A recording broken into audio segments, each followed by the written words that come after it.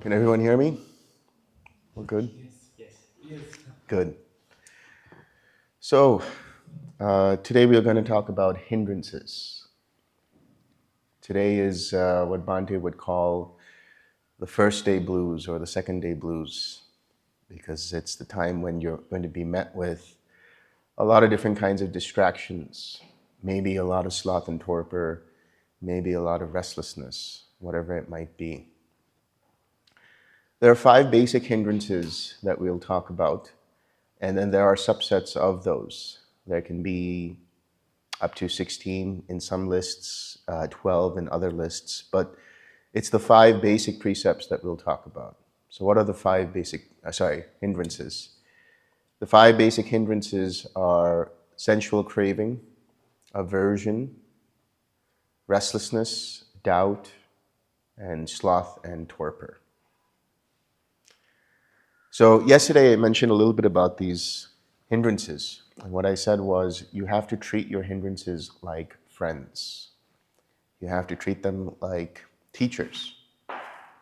Because the hindrances shed light on your sources of attachment or aversion. And how you decide to respond to those hindrances will determine the success in your meditation. If you continue to fight with the hindrance, if you continue to try to suppress and push down the hindrance, that will only cause you more pain and suffering. There's a way in which one practices that you do suppress the hindrances. You do your best to become one-pointed in your concentration. And you do everything you can to stay with the object while pushing down any distractions. And for a while in the meditation, it seems like everything is going well. The mind is very quiet and it's starting to experience jhanas. It's starting to experience joy. It's starting to experience calmness. It's starting to experience more clarity. Everything is very quiet and, just very, not relaxed, but blissful. And that might last for a few hours. You might notice that after you come out of that sit, your mind becomes very quiet, very blissful, and you feel euphoric even. But then that wanes and fades away. And when you're met with some kind of event or situation or person that causes you to crave or have aversion towards, then all of those hindrances come up again. Right? The analogy here is you take a beach ball, or you take any ball, and you submerge it underwater. You submerge it underwater. Now, when you let go, what happens? The ball bounces right back up. It's the same thing when you suppress hindrances. It seems like there's a temporary liberation from them. But what's the point if all you have to do is the same thing over and over again, suppressing the hindrances? So that's why the Buddha realized that there is another way to do this. During his journey through his meditative experiences before he became a Buddha, when he was a bodhisattva, at that time, he came across 2 teachers. One was Alara Kalama, and the other was Uddaka Ramaputta. Alara Kalama showed him all the way to nothingness. This is a state of meditation that we will discuss in a few days, but it is understood as the 7th jhana. It is the arupa state, the formless state of nothingness. And the bodhisattva at the time was able to experience this state. And then Alara Kalama said, "You have learned everything I have to teach. Why don't you stay here and become a teacher, right? I will pass on the lineage to you." And the bodhisattva was not interested in that because he realized if this is the case, then this is very temporary. This isn't actually leading to the complete, irreversible cessation of suffering. There is just this experience of being in nothingness. So then later on he met with Uddaka Ramaputta. And Uddaka Ramaputta said that I do know of a method which leads to what is known as neither perception nor non-perception. I myself don't know it, that's what Uddaka said, but I can tell you what my father taught me, and you can try it out for yourself. And so the Bodhisattva went through that process and experienced neither perception nor non-perception. But having done so, he realized there is still more to be done, because it's only the temporary liberation, the temporary suppression of craving, of aversion, and so on. And later on, after that, he went into ascetic practices. And he went there he did that for quite some time, and eventually he realized that there must be another way. And so he remembered a time in his childhood where he was at the harvest festival with his father, and he sat under the rose apple tree. And while he was sitting there as a child, he remembered that his mind was uplifted, very clear, very relaxed, very joyful, naturally happy, not with any kind of suppression or trying so hard. And so he used his intuition and he said, maybe this is the way that will take me to the end of suffering. And so the rest of the events that followed were that he went through the first 4 jhanas by doing this. There's a sutta called Samadhi Sutta. And in there he says that what I realized is that it is not through the forceful suppression of hindrances that leads to the cessation of suffering. It's through tranquilizing formations, tranquilizing sankharas. What does that mean, tranquilizing formations? It means to use right effort, right? The 4 R's that we talked about yesterday. It means to recognize anytime the mind gets distracted. And remember what it means to be distracted. Anytime the mind gets caught up in that distraction, anytime the attention is no longer on your object, whether it's loving kindness or the 6 directions or whatever it might be. And anytime that happens and you recognize it, what do you do next? You let go, you relax, you tranquilize the bodily formations. It means you relax the entire body. Notice any tightness and tension and relax. You tranquilize the mental formations. What does that mean? You let go of that particular craving, that particular hindrance, that particular distraction. And there is this clarity to be found in the mind when you let go of it, when you drop that. And after you relax, what do? Now you have to generate a wholesome state of mind. How do you do that? By smiling, bringing up your smile. If you're not smiling, you bring it up. If you are smiling, stay with that. And then you have to maintain that by staying with your object, whether that is loving kindness or radiating to the 6 directions or quiet mind or whatever it might be. So let's delve a little deeper into these different hindrances that we've just touched upon. So the first hindrance is sensual craving. What does it mean, sensual craving? There are actually 3 categories of craving, 3 types of craving.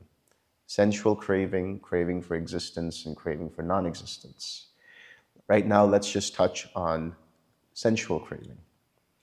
Sensual craving is anything related to the 5 physical sense bases, right? So you're sitting down for meditation and with your eyes closed. With your eyes closed, obviously, there is no sensory input happening in the eyes. But maybe you're hearing something.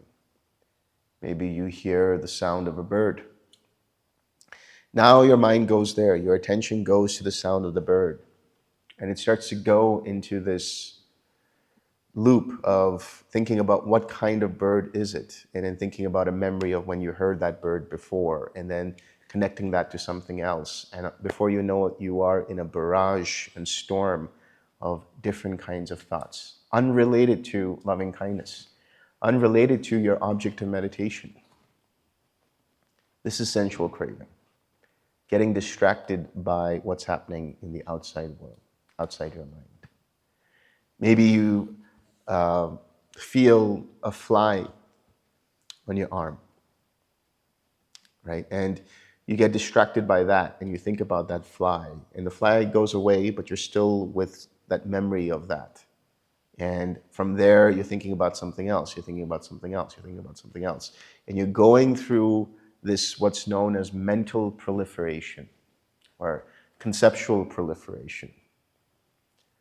One thought leads to the other, and then that thought leads to another, and so on and so forth. This is samsara. This is what samsara is.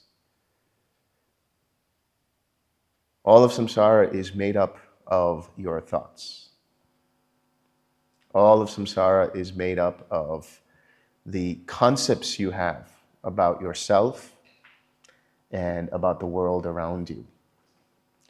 And so one kind of mental conceptual proliferation that happens is through sensory craving, sensual craving.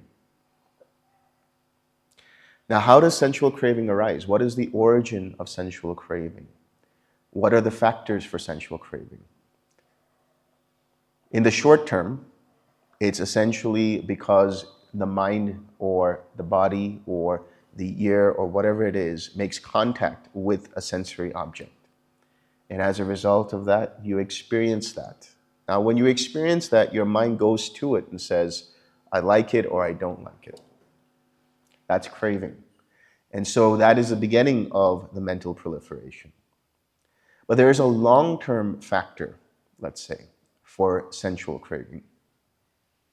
And that is related to the third precept. If you remember the 5 basic precepts that you take in the morning, you take more than that. But what is the third precept? Generally, it's said that the third precept is, I will abstain from any kind of sexual activity or any kind of sexual misconduct. But related to that is sensual misconduct. What does that mean, sensual misconduct? In the pursuit of sensory pleasures, you break the other precepts. You identify with one of the 5 physical sense bases and you say, I want more of that. And the more you act on that, the more your intentions are rooted in that, that will cultivate that hindrance of sensual desire, of sensual craving. So this practice, as I've said yesterday, it's not just about sitting. You have to be able to use the 4 R's, the 4 right efforts, whenever you notice any of these hindrances arising, whether you're eating your food, taking a shower, going for a walk, writing, sending an email, driving, whatever it might be. Notice what is going on in your mind. This is what is known as sati sampajanya. What is sati? Here, this is the Pali word for the Sanskrit smriti. Smriti means memory, to recall, to remember.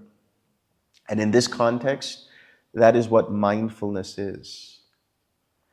Mindfulness is remembering to observe how mind's attention moves from one object to the other.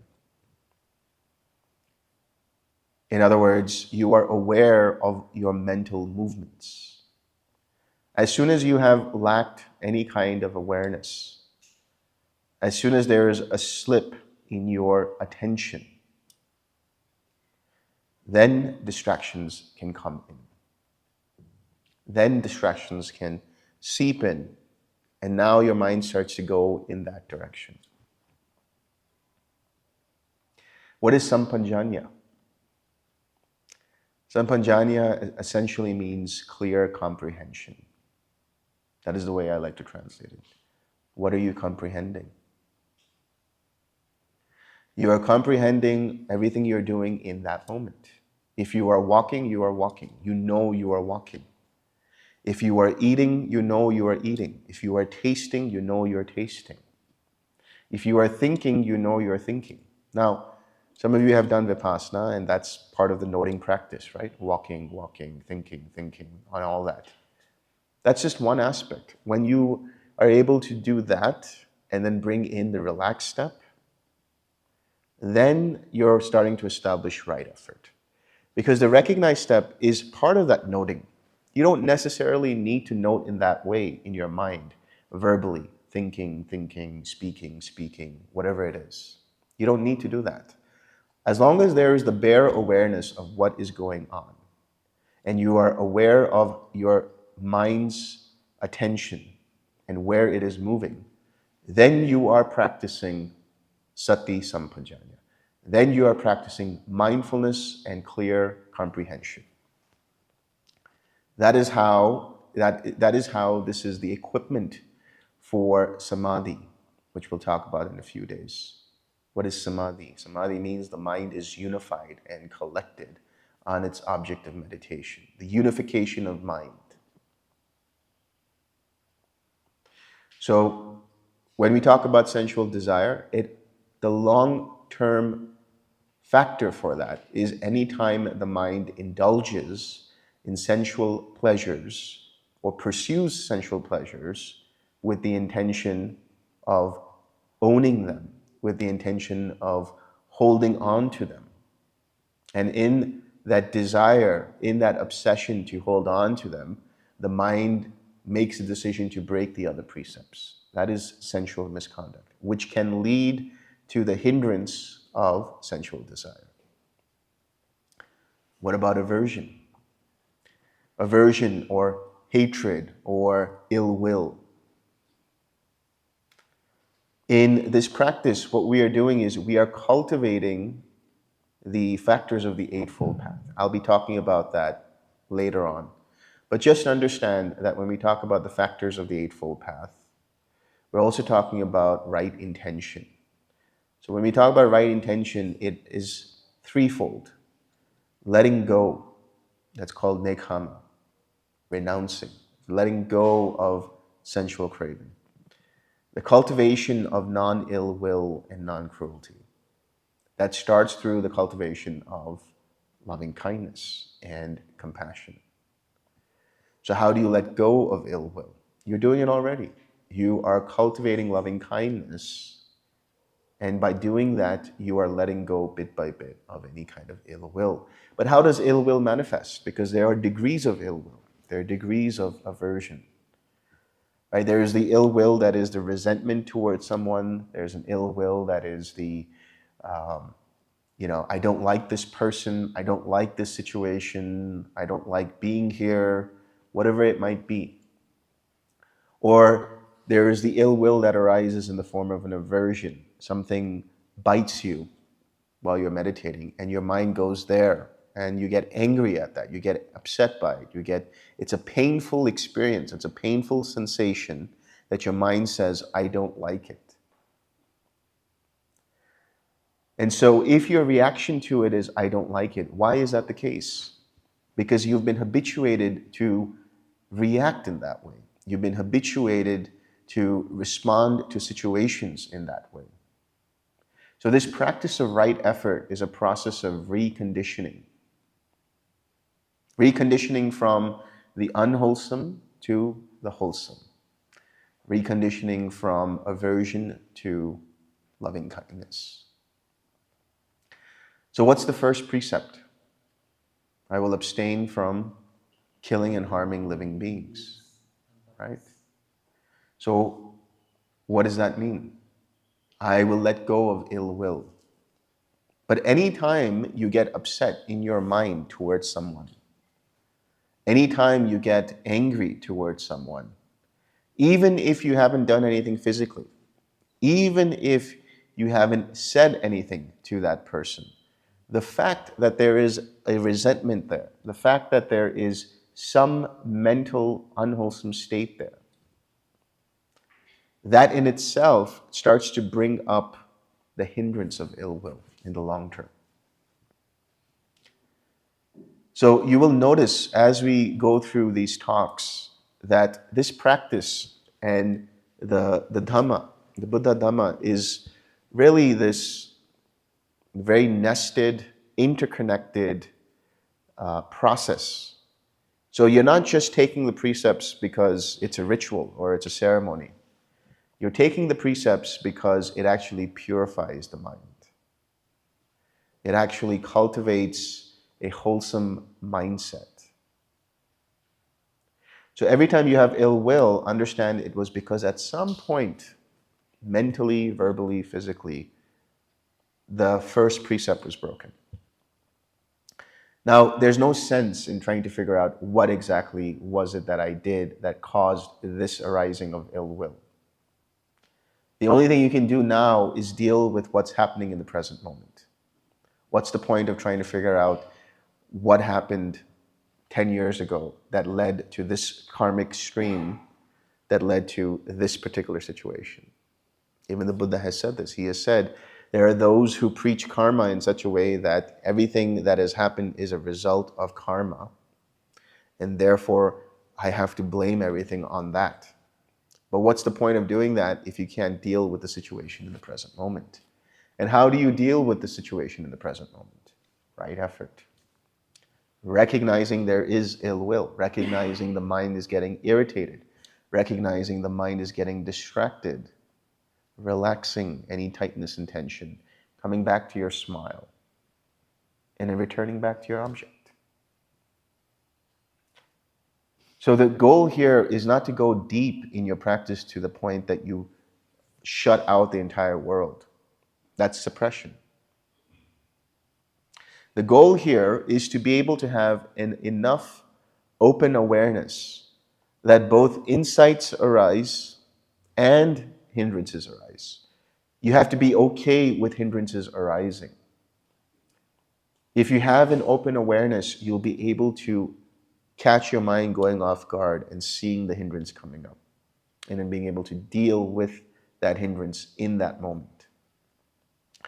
And you have to do that not only in the sitting practice and not only in the walking practice, but throughout the day. The more you do this, the deeper your practice will become, the deeper your sits will become. The more you're able to do this in the sits, the sharper your mindfulness is, the sharper your attention is in daily living.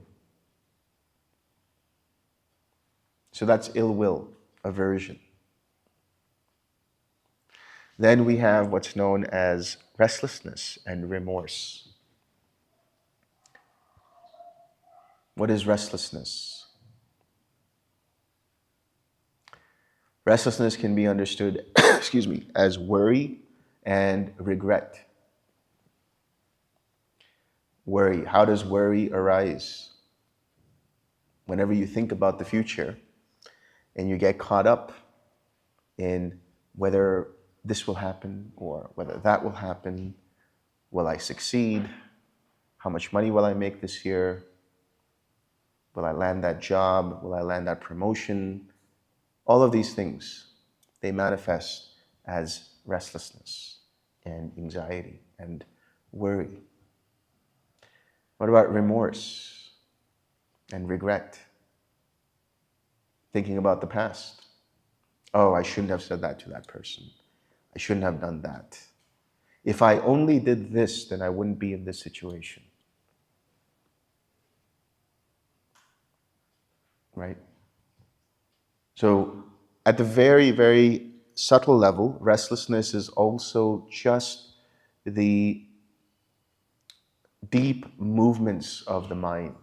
Because restlessness is not just a hindrance, but it's also a fetter that's present in most beings. Restlessness is gone completely when somebody becomes fully awakened. And so the way that it's been described, restlessness has been described as is wind-whipped water. Right? When you look at the ocean and you see the waves, the constant movement that's going on, that's restlessness. The constant stream of thoughts that are coming up, arising and passing away. If the mind starts to incline towards that, and starts to get caught up in that, then that's also restlessness. So far we've been connecting each of these hindrances with one of the precepts. They are interrelated with the precepts. So what is restlessness interrelated with?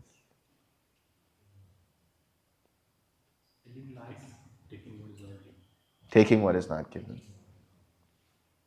Right? What does it mean, taking what is not given? Usually we say that means not to steal, not to take something that is not given. But that means also not to borrow something without informing another person, not to borrow something and saying, I'm going to bring it back. You haven't asked that person, or that person hasn't actually willfully given that to you. Now, that could mean a whole host of things. When we talk about taking what is not given, it can mean possessions, it can mean physical possessions, it can mean seeking attention, craving for attention, stealing the limelight from someone, right? Trying to garner favor from people, taking more time than is required from someone, and so on and so forth. These are the different kinds of taking what is not given. And that mindset is a very agitated mindset. And it results in an agitated mindset. Now, when we talk about these precepts, there are layers to them. At the forefront, in the beginning, when you start to follow these precepts, it's very basic. But as you start to get deeper into the practice, you become more mindful of the things that you're doing in your life, right? You start to think, does it make sense for me to really say what I want to say at this point? Or is it okay for me to stay quiet? Does it make sense for me to try to barge in, and try to make my point when somebody else is talking? Does it make sense for me to try to steal the limelight? Right? These very subtle movements of the mind that are rooted in this restlessness cause the mind to seek out things that is not its own.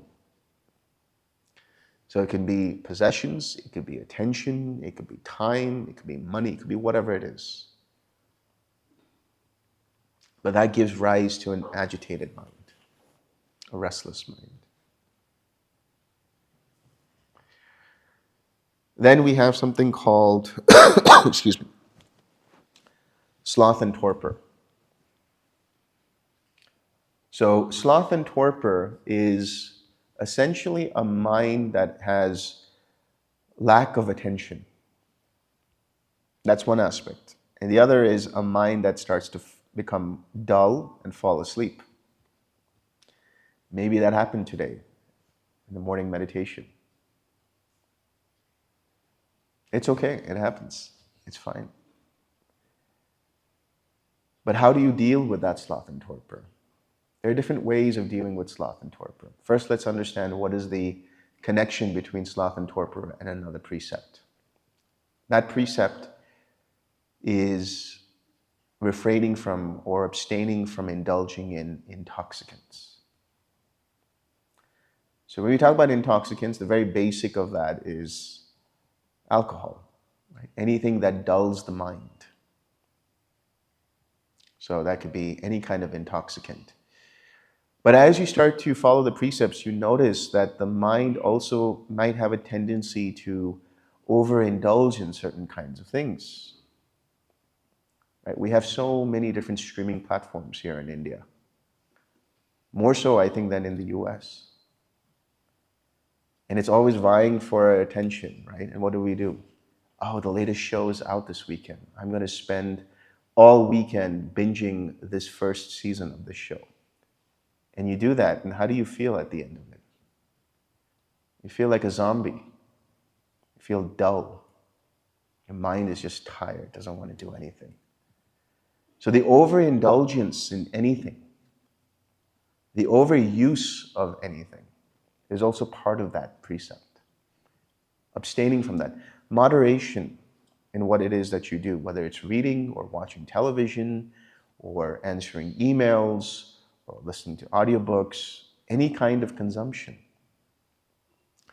There's the Pali word ahara, right? That means food. But it doesn't just mean gross food, which means, food that is that's taken in by the body and digested. But it's also food for the senses. Pay attention to what it is that you're watching. Pay attention to what it is that you're listening to. Pay attention to everything in terms of your six sense bases. Pay attention to the thoughts that are reflected upon what it is that you're experiencing. So overindulgence in anything can result in sloth and torpor. Now, there are some practical approaches to dealing with sloth and torpor. First and foremost, it's to make sure that you have enough rest, enough sleep. Now, there might be changes to your schedule now that you're here on this retreat. And your body and your mind might take a couple of days to adjust, and that's okay. But make sure that you're getting enough rest. I might be the only teacher who says, I want you to take as many naps as possible on this retreat. And when I talk about naps, I'm not talking about like 3-hour siestas. This happened to me once. While I was in the US, I was giving a retreat there, and there was this young man who was, he was dealing with sloth and torpor, and I said, you should start taking some naps and dealing with that. So he said, I'm feeling really great now. I'm just no more sloth and torpor. I'm like, great. What have you been doing? Oh, I've been taking naps. How long have your naps been? Oh, 3-4 hours. So when are you meditating? So when we talk about naps, we're talking about really, short naps, like 15 or 20 minutes. Anything beyond 20 minutes, the mind starts to get groggy because it starts to get into the different sleep cycles, and it can create a disruption. So take some naps, that's one thing. The second thing is make sure that you're meditating in light. That's one of the reasons why I like this hall. Now you can't really notice, but there's always a lot of light that seeps into this hall. So it's really good. So make sure that you have enough light wherever it is that you're meditating. Now, I talked about sloth and torpor in the form of lack of attention. What can happen is you think that you're feeling the feeling of loving kindness. You think that you're staying with the feeling of loving kindness. And then little holes are poked into your attention. And for a moment, your mind goes somewhere else. And then you come back to the loving kindness. And then for another moment, your mind goes somewhere else. And so there's these gaps in your attention, micro gaps in your attention. And you'll notice, you might not notice yourself amongst the people around here. If somebody was walking around, especially during the morning meditations, and people are sitting, you'll notice that their heads start to bob like that, right? And that means that the mind is starting to experience sloth and torpor. So when we have that inattention or gaps in attention, what that means is there's not enough interest, there's not enough actual focus on your object. Too much focus, and that will create a barrage of restless activity in the mind. Too little focus, and sloth and torpor starts to seep in. So the analogy here is it's like the aperture of a camera, right? You have to be able to have just enough so that you can see the whole picture. If you focus too much, you're pinpointing only one aspect of the picture, not able to see what is arising in the form of insights or hindrances. Not enough focus, and the picture is not clear at all. It's fuzzy. Because of that, the mind loses interest, and then there's gaps in the attention. So how do you bring up this attention more? Well, one way could be to pinpoint your focus a little bit, but another way is to do the walking meditation, but backwards. Walk backwards. Because when you walk backwards, what happens? You are paying more attention to the steps that you're taking. You could walk you could walk forward in the forward direction without any attention at all. Your feet somehow know where they're going. But when you walk backwards, you're more careful. You're more attentive to what's going on. So do that. Do that for 15, 20 minutes, and then come back to your sit and see how you feel. You'll notice that the mind becomes more collected. And then finally, we have what's known as doubt. Now, doubt has a lot of different connotations, different kinds of connotations. Here, doubt can mean doubt in yourself. I don't know if I can actually do this practice. I don't know if I'm actually feeling the loving kindness. I don't know if I'm actually using the right effort in the right way, and so on. So doubt is connected to the precept of telling the truth, right? I will abstain from using false speech. Because the moment you start to use false speech, what happens? It's an intention to deceive. Even a small little white lie to try to bring yourself up, prop yourself up in front of others. Even that is, there's an intention to deceive. And the more somebody does this, the more there's doubt in others. I wonder if they're telling the truth. I wonder if they're being honest with me. And then there's self-doubt, right? Doubt in your own efforts, doubt in your own achievements, doubt in your own practice. That's one kind of doubt. Another kind of doubt is, well, there should be a healthy amount of skepticism. Even the Buddha has talked about this. He said, come and see for yourself and try out this practice. There's nothing you need to believe in. There's nothing you need to have faith in. There's nothing that we're asking you to do blindly. Just come and see for yourself and experiment and notice if this process works for you. So doubt is different from skepticism. This kind of doubt is more related to comparing your practice with others, or comparing your practice with previous practices that you've done. And so for that reason, I would request all of you who have done other practices to just let go of that for the next 7 or 8 days. And start with that beginner's mindset. That will help you immensely. You have no idea how much that will help you. I can speak from my own experience. I started this practice in 2016. Prior to that, I had all kinds of experiences. I had done Kundalini yoga, I had done Tantra, I had done Kriya yoga, I had done Vedanta practice, excuse me, self-inquiry, all kinds of stuff.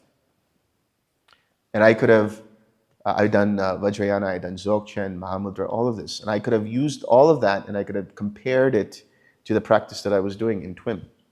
And that would have really resulted in very, very slow progress. Because there's always that mind that wants to compare, right? Or wants to say, well, in that practice it was this way. I wonder if I do adapt it in this way. Because in that practice, we were doing this. Maybe if I use that for this practice, it might be better. Trust me, it will not be better. If you just do this practice the way it's been shown to you, the way it's been usually applied, which is just noticing when your mind gets distracted, letting it go, coming back to the smile, returning back to the object. If you just do that, you will make progress. You will notice the different experiences of loving kindness and compassion and joy and equanimity coming up. You will start to notice that the mind gets deeper. You will start to notice that the mind establishes into the jhanas. So that's one kind of doubt, trying to always compare and contrast. Now, I've always had students like that. I mean, from the beginning of my teaching career, and the only thing you can do is just request them, let go of that. That's all you can do. And to the extent that the student can do that, to the extent that the practitioner can do that, is the extent of their success. And then there's another kind of doubt, which is confusion. Confusion about what is wholesome and unwholesome. Not knowing what kind of mental state the mind is in. Now, this could be brought on by sloth and torpor, where there's a lack of attention. That's one aspect. as it's known in Pali, ayoniso manasikara, improper attention, or lack of proper attention to the object. And so that can result in where the mind is confused about what state it's in. Am I actually feeling loving kindness? Am I feeling the first jhana? What am I experiencing? Right? Not knowing the difference between what is wholesome and what is unwholesome. Or what is beneficial and what is afflictive. How do you know the difference between the two? That which is beneficial, that which is wholesome, is that which causes rest and relaxation, that creates an open space in the mind and the heart. That which neither causes harm to self or to others. That is what is wholesome. And so what is the unwholesome? That which is constricting, that which causes tightness and tension in the body and the mind. That which is not beneficial, harmful to oneself and to others. So if you notice there's tightness and tension in mind and body while you're meditating, chances are you're trying too hard, or there's some kind of blockage there. There's some kind of hindrance there. Some kind of unwholesome state there. So how do you deal with it? Recognize, relax, re-smile, and return. That's it. And you have to have the patience to do this. You have to have the patience to say, okay, not every sit is going to be the same. Some sits are going to be better than others. Some are going to be worse off. But no sit is terrible. Even if you've had to use right effort 100 times over 2 or 3 minutes, that is still making consistent effort towards sharper mindfulness. That is still making consistent effort towards letting go and experiencing a wholesome state of mind. There are two main things that people who do this practice have to deal with, or are generally dealing with. One is trying too hard, right? Whatever effort you think that you need to make, do that by half, and then make adjustments accordingly. There's a tendency to go gung-ho on this practice in the beginning. Like, if I just sit for this long and do as best as I can, with this very iron will kind of approach. Sure, you might experience bliss and stuff, but chances are you're suppressing the hindrances, and it's not letting you experience wisdom. Because this practice is twofold, remember. It's samatha and vipassana. So what is the samatha aspect of this? The samatha aspect of this is to have the open awareness. So when we talk about twim, right? T-W-I-M, the tranquil aspect is samatha. But the other aspect is wisdom and insight. That is vipassana. And vipassana is only possible in this practice when your mind is open enough to notice what's going on. And so what you are doing is essentially the awareness of awareness. Metacognition. Meta as opposed to metta, right? Metta here meaning the cognition of cognition. So in other words, aware of what you're being aware of. That's mindfulness. Noticing what kind of movements are happening in the mind, and then letting go anytime there is an unwholesome state. So trying too hard is the first one. The second one is beating yourself up. In other words, this is non-acceptance of the present moment.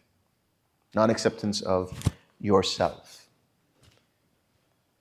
I see this more in the West than here in the East, but it's starting to happen here too, as we have a more globalized society where people have this tendency to create this standard that if I only reach this standard, I will be good enough. And in doing so, the mind wants to seek the approval of others. The mind wants to become better than others. And then the most extreme form of that is self-denial, self-hatred, self-loathing. I'm not good enough. I'm not doing this practice correctly. The more you have that, and the more you're not able to just accept things as they actually are. Okay, there's sensual desire in my mind right now. What do I do about it? How do I let it go? That's it. That's all you have to do. Why do you have to beat yourself up and say, why did I have this sensual desire? Why did I get angry about this? There's a tendency for the mind to get angry about the fact that it got angry. That doesn't make any sense. Okay, I got angry. So what? No big deal. I'm going to let it go. Oh, I got distracted over here. I was thinking about this. Oh, okay, well, relax, come back. When you do this, when you have that attitude, when you have that intention, when you have that approach of it's only this, it's only sensual desire, it's only aversion, rather than, oh, it's this monster of craving, right? It's this giant of restlessness. No, it's only restlessness. If you change your perspective in that way, then you don't take things personally. You don't beat yourself up. And if you're doing that more and more, then I'll have to give you another practice, which we'll talk about in our interviews. So these are the 5 hindrances that you will deal with, right? At one point or the other. Sensual desire, aversion, restlessness, sloth and torpor, and doubt. And for each of these different hindrances or their subsets, it's the same approach over and over again. As long as you have mindfulness, as long as you have patience, as long as you have compassion for yourself, when you're doing this process and noticing and letting go, then you will make progress, not before.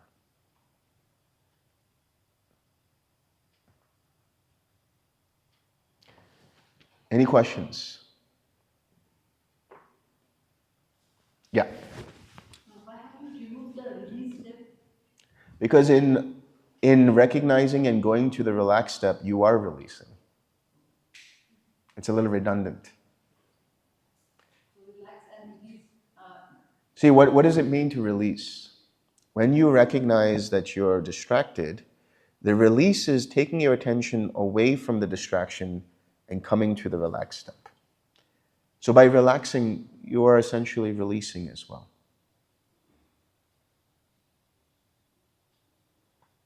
Sir, whether hindrances which are occurring now or because of past lives?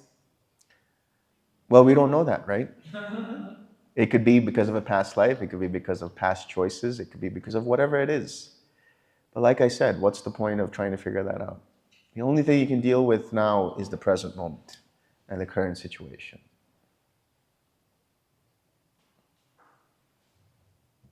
But the current situation is according to the past karma.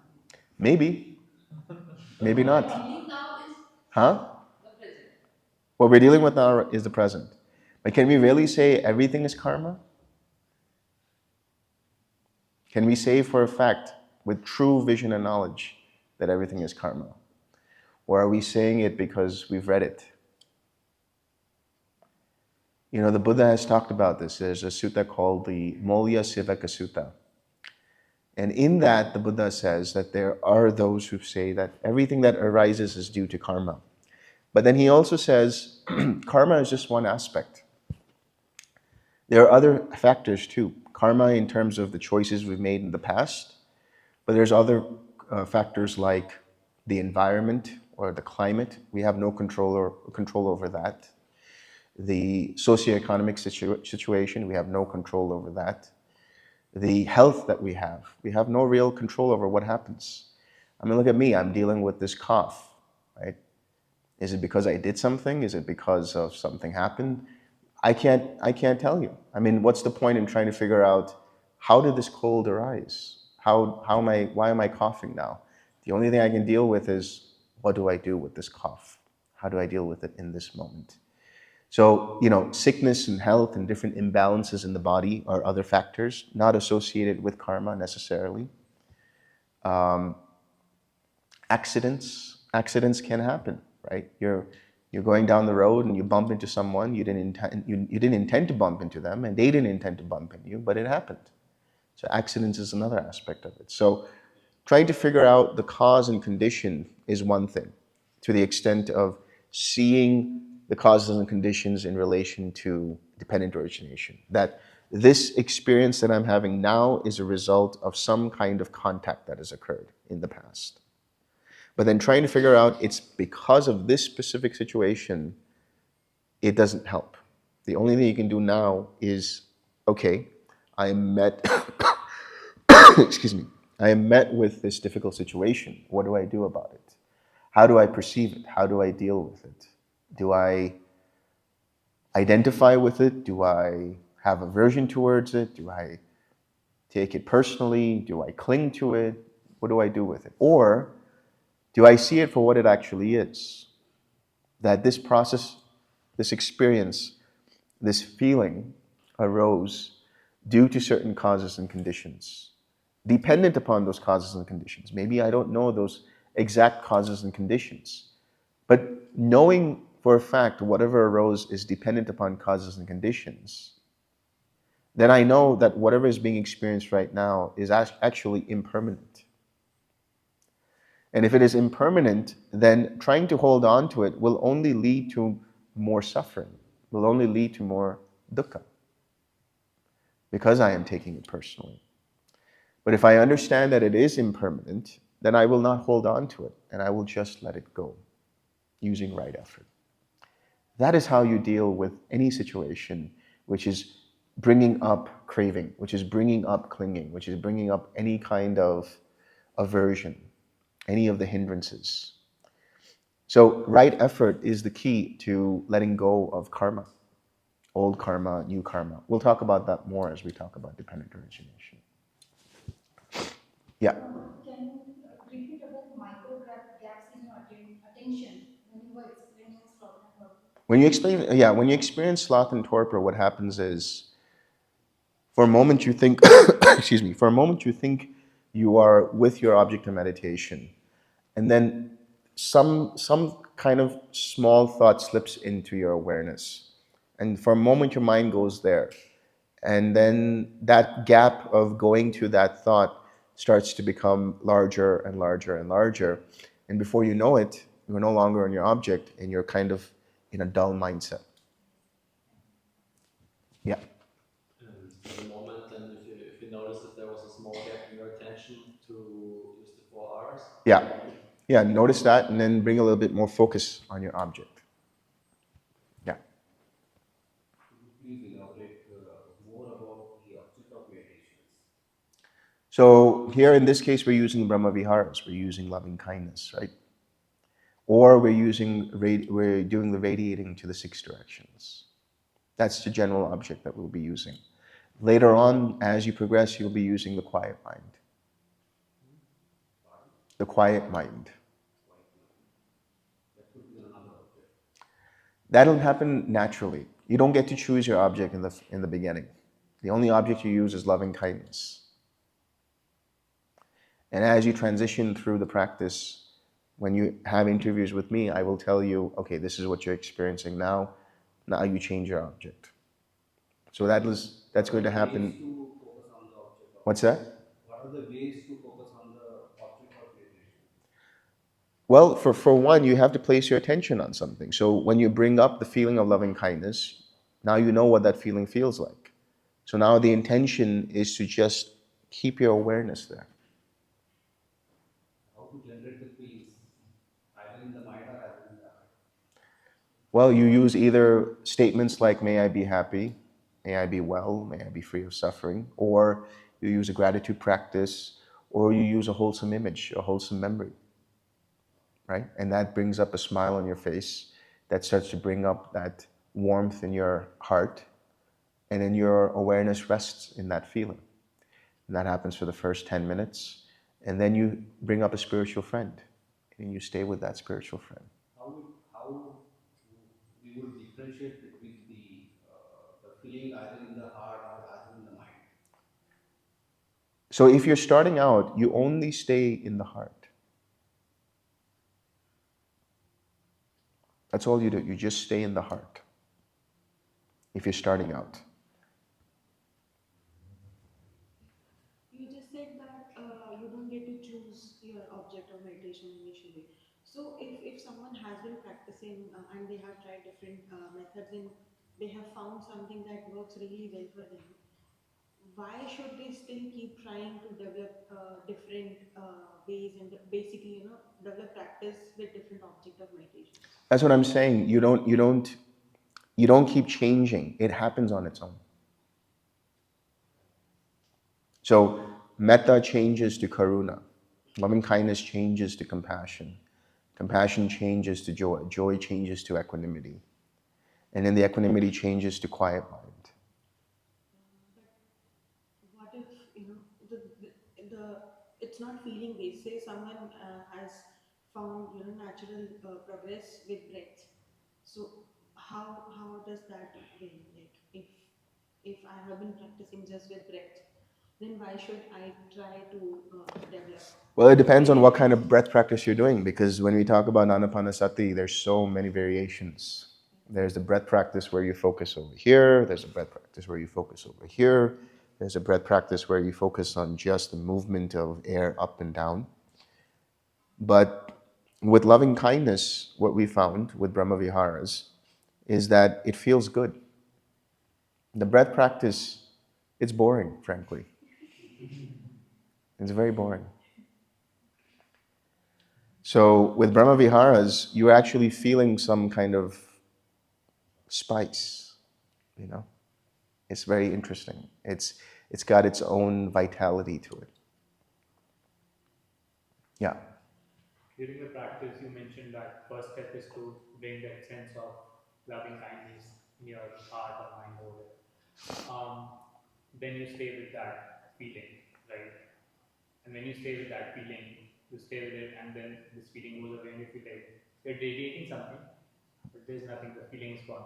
So do you sort of bring that feeling back using the how you started it, and then stay with it, and then it again goes back when you bring it back? Yes. Yeah.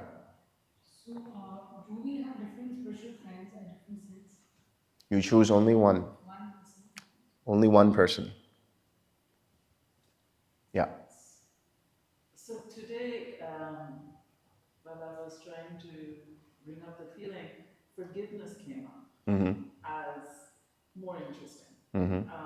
And the feeling was, it's a spectrum of feelings. And I was just curious to see, where does forgiveness sit in this loving kindness, compassion, in that whole spectrum?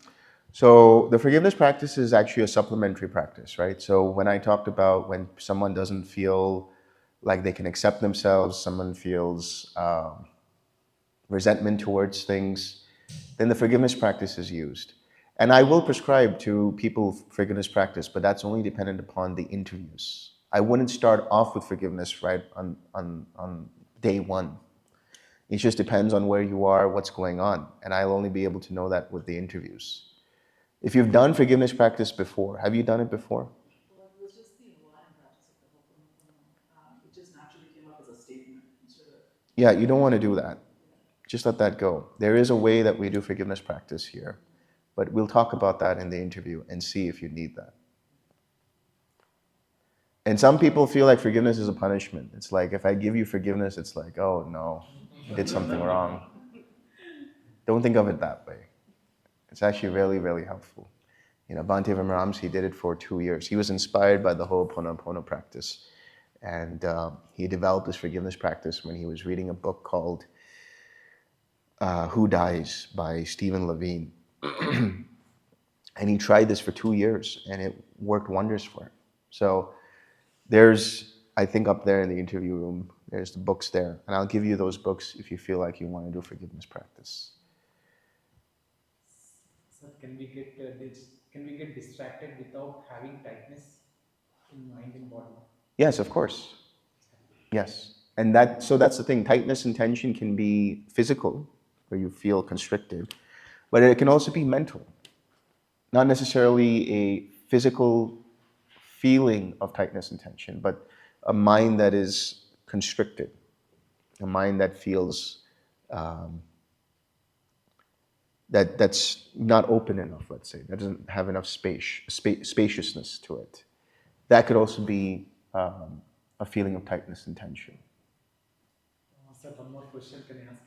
Like for already practitioners of field, like whenever we practice 6 directions, the mind automatically wants to quiet mind.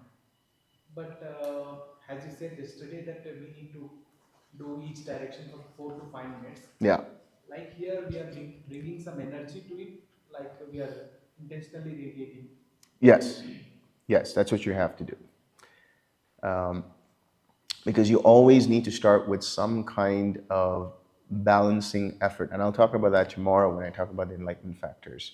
It's very important to have some amount of energy in the beginning of the practice so that your mind becomes more stable, because the energy leads to further unification and collectedness of the mind. If your mind just jumps directly into quietness or quiet mind, there's a tendency for that quiet mind to feel like it's quiet mind, but actually it's very surface level, and it's more of a dull mind than anything else. Yeah. So there is saying in Dhamma, I just got this one. So since mind is the forerunner of all evils or the good state, then what is the role of heart? So when we talk about the feeling of loving kindness in the heart, it's all the same thing. Mind is everything from your head to your toe, and even beyond. Mind is samsara, samsara is mind. So it doesn't matter. Right now, when you talk about staying with the feeling of loving kindness in your heart, it's a way of speaking, right? The experience, the psychosomatic feeling and experience is what's important. Because that's the only way your mind can remain collected on something. The more you try to stay in your head, the more speculative you will become, the more analytical. And too much analysis, you'll have analysis paralysis, right? You won't go beyond that. So start with the heart. It will graduate to the mind whenever it does. Yeah. Is it possible to have two hindrances at the same time for the mutual exclusion? For example, today I got a feeling that sloth and torpor and restlessness Yeah. work together. It can happen. You can have multiple hindrances at the same time, or what seems to be the same time. What happens is the mind goes back and forth between sloth and torpor and hindrances, but it's so fast that it feels like they're happening simultaneously. So what do you do with that? How do you deal with that? Because you have sloth and torpor at one end, and then you have restlessness on the one end, right? And you have to balance the mind in some way. So when you notice,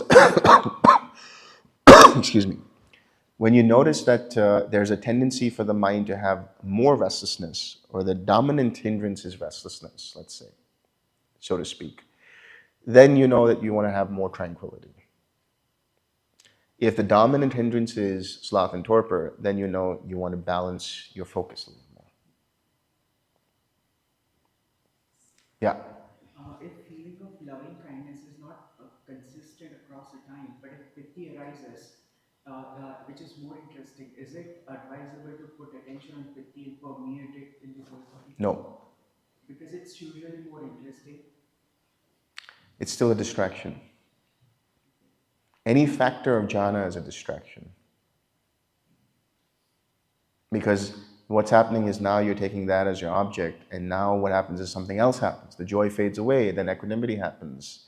And the equanimity fades away and something else happens. So what's going on? Your mind becomes a monkey going from one bar to the other. And sometimes it's hard to differentiate because attention keeps switching between pity and the healing. So sometimes it's just hard to notice in the energy body, like where is Piti, where is Pili. What would you recommend for that? So when you do that, just relax, right? Take a step back, notice what's going on. If there's piti, okay, there's piti. I'm going to let that be and come back to the loving kindness. That's it. You have to think about the jhana factors as the background setting of your mind. They seem interesting to the beginner. Oh, this is really cool. The joy that's coming up, the tranquility that's coming up, the equanimity that's coming up. That's okay, it's fine. But it's like this. And I'll talk about this more when we talk about jhanas, but it's like this.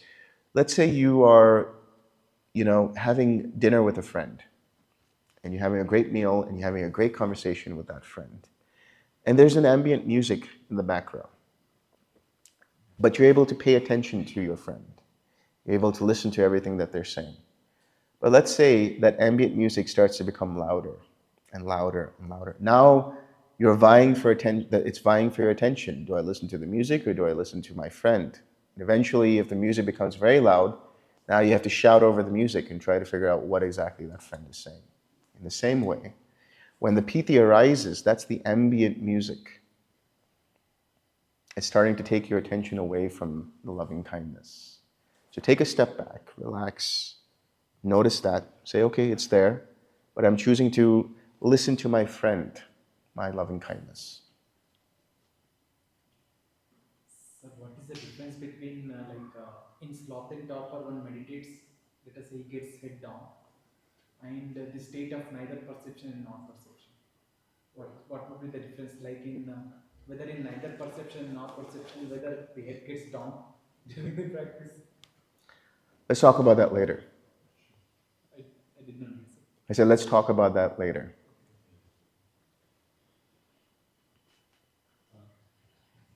Yeah.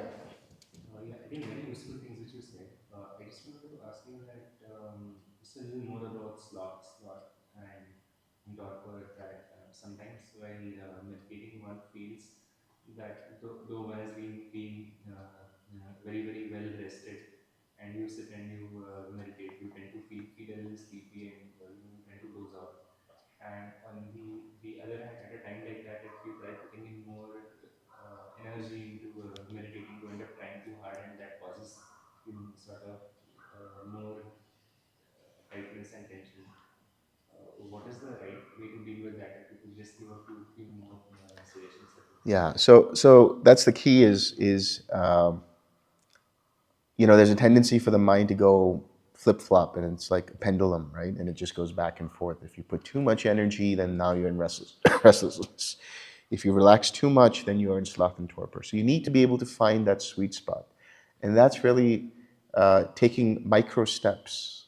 We talk about microdosing, right? Microdosing psychedelics. We're not going to do that here. But we're going to microdose the factors, right? So just a little bit, and then just watch what happens. So if there's sloth and torpor, bring in a little bit of energy, bring a little bit more focus, and wait and see what happens. If there's too much restlessness, bring in a little bit of tranquility, and then see what happens.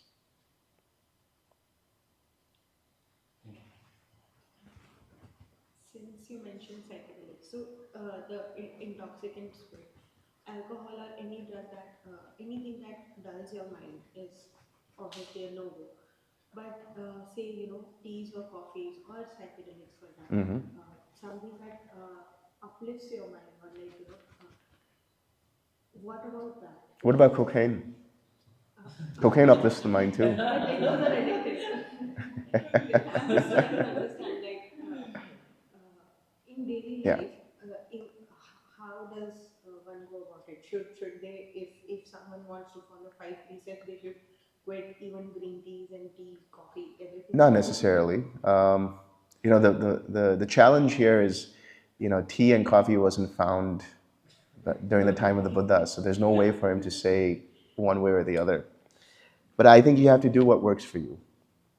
Like me personally, I don't drink any tea or coffee because I have an oversensitivity to caffeine now, So you might find for yourself that when you drink tea, it's starting to become too much. So maybe instead of drinking 2 cups of tea or 2 cups of coffee a day, you go down to 1 cup, right? And you notice even that, you become overly sensitive, and you drop that too. As for psychedelics, it depends on what your intention is with psychedelics, because psychedelics can also be, it's been used in the West as medicine too. Like, psilocybin, for example, is being used for different kinds of therapy. MDMA, also known as Molly, is being used for PTSD and things like that. Ketamine therapy is another one. So it depends upon the intention of what it is you're using, right? For example, even painkillers, right? Painkillers can be abused too.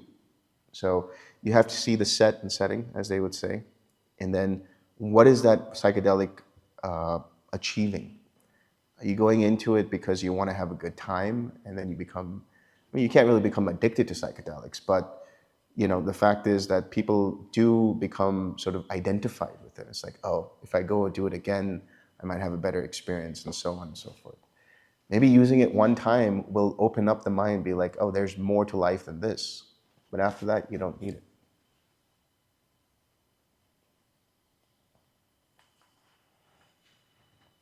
Okay. So there are these books here, which is A Guide to Tranquil Wisdom Insight Meditation by Bhante Vimramsi. This is generally for beginners, but whoever wants to take a copy can take a copy. So it's right here. You can take it after this talk. Let's share some merit. May suffering ones be suffering free, and the fear struck fearless be. May the grieving shed all grief, and may all beings find relief. May all beings share this merit that we have thus acquired for the acquisition of all kinds of happiness. May beings inhabiting space and earth, devas and nagas of mighty power, share this merit of ours. May they long protect the Buddha's dispensation. Sadhu, sadhu, sadhu.